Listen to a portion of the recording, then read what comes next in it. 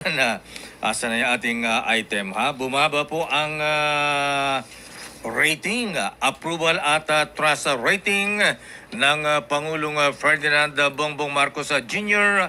sa latest survey ng Pulse Asia. Bakit? Anyari? Daming bayan. Tatalakayin natin yan at magandang umaga sa mga cavaliers, mga mista, sa ating mga kasundaluhan. Alam po nyo, at maging mga retired generals at lahat po ng mga vloggers na sumusubaybay po sa atin. Alam po niyo hanggang sa ngayon mainit pa rin yung balita natin last week ha.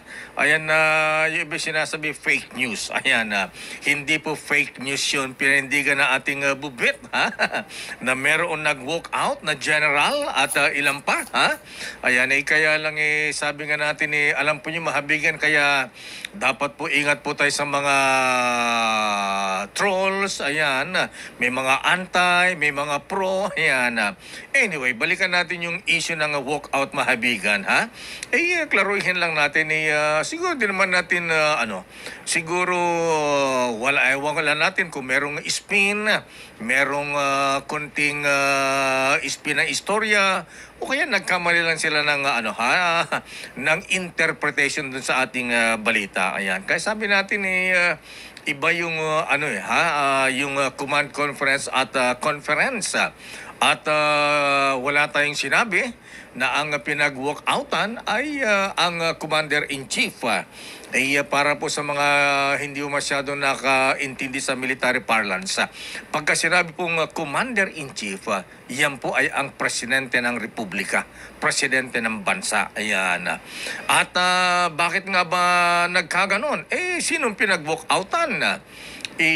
Sabi nga natin ng ating bubiti isang opisyal at pero hindi po ang Commander-in-Chief, hindi po ang Pangulo dahil ang nasabing pagpupulong na yun ay hindi po command conference. Ayan. Pag command conference, ang nagpapatawag po niya ni Presidente, Commander-in-Chief. Ito isang opisyal din pero ito po ay isang opisyal na sabi natin may ranggong secretary. Daming bayan. Ano nga ba ang pinagmulan niyan? Ito na nga ba ang sinasabi natin na Apo Little President, Apo Lucas Bersamin at ang ating opisyal sa National Security Council. Alam po niyo mahabigan ni Apo General Dick De Leon, Secretary Ed Anyo, ha? Ayan, Secretary Gibo at siyempre sa ating Commander-in-Chief. Mr. President, siguro po kailangan dito ang inyong komanda, ha?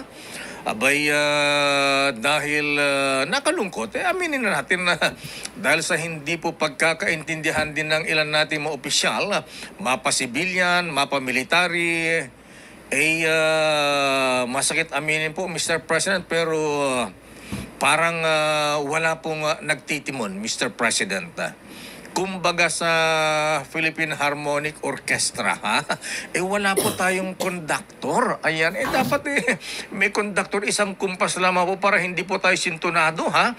Hindi po iba-iba ang ating mga statement na nagiging kalituhan sa ating kasundaluhan. Ayan, at maging ang civilian group na nasa ahensya ng ating gobyerno, para isang lang po, ha? Ayan, isang tono lang ang sinasabi natin. Bakit nasabi natin? Sabi nga natin, mga top officials natin, naalala po niyo nangyari kay Apo Little President Lucas Bersamin, ang ating Little President, ha? Ayan, may statement siya, ha? At ito ay kinontra ng ating Defense Secretary mahabigan na parehong miyembro ng gabinete ng Pangulong Marcos nagkakaiba po na statement, ha?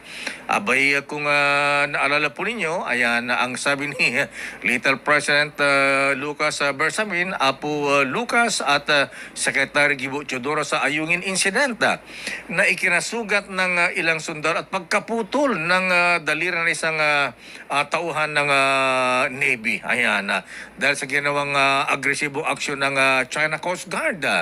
Di ba, ang sabi ng Apo Lucas, ha? Well, this was probably a misunderstanding or an accident. We're not yet ready to classify this as an armed attack. I don't know kung yung mga nakita namin is bolo, axe, nothing beyond that. Yan po ang exact statement ng ating little president. Pero kinontra naman, ang sabi naman nating defense secretary, we see the latest incident in Ayungin not as a misunderstanding or an accident. It is a deliberate act of the Chinese officialdom to prevent us from completing our mission. So, doon pa lamang po mahabigan ni Secretary Anyo, Secretary Apo Dick De Leon meron na tayong problema. Siguro, Mr. President, magtanong kayo ng designated survivor tuloy. Good morning, ating Vice Inday. Ayan, kumusta ka na? Abay, sinasabi natin mahabigan magtalaga ang ating Pangulo ng isang spokesman sa issue ng West Philippine Sea para hindi iba-iba ang statement. Sila mismo ang nagkahagulo. At ayan, iba ang sinasabi ng Coast Guard, iba ang sinasabi ng AFP o kaya Navy. Ganun po ba? So dapat para hindi po nagkakalituhan. At siguro bago maglagpas na statement may coordination. At higit sa lahat, Secretary Anyo, galing po rito sa intelligence at nandyan pa rin po kayo. Siguro po, Mr. Secretary, meetingin yung iba't ibang intelligence agencies ng ating gobyerno. Huwag magtataguan ng information. Baka mamaya ano nangyayari sa ating TV monitor pinaglaruan. Para isa po ang statement, isa ang tono. At huwag magtataguan ng intelligence information. Baka po magaya tayo sa 911 sa Amerika. Paano ba nangyari yun? Nagtugaan po ng intelligence information ang Central Intelligence Agency at ng Federal Bureau of Investigation. Naintindihan natin dito. Dito lang, yung local incident din. Yung Mamasapano, di ba? Yung intelligence report doon lumalabas, sinolo ng PNP at hindi isinyer sa Armed Forces of the Philippines. Kaya po nagkaroon ng matinding insidente sa Mamasapano. So ganyan po, Mr. President, Secretary Anyo, siguro po ay mag-usap-usap ang ating mga opisyal, lalong-lalo po sa issue ng West Philippine Sea. Baka tayo po ay tatawanan na ng China. Ayan. Dapat isa lang po ang flow of information. Let's put our acts together, ika nga, magkaisa po tayo, Ayan. Kaya lang kasi minsan mahabigan sabihin ng ibang intel group,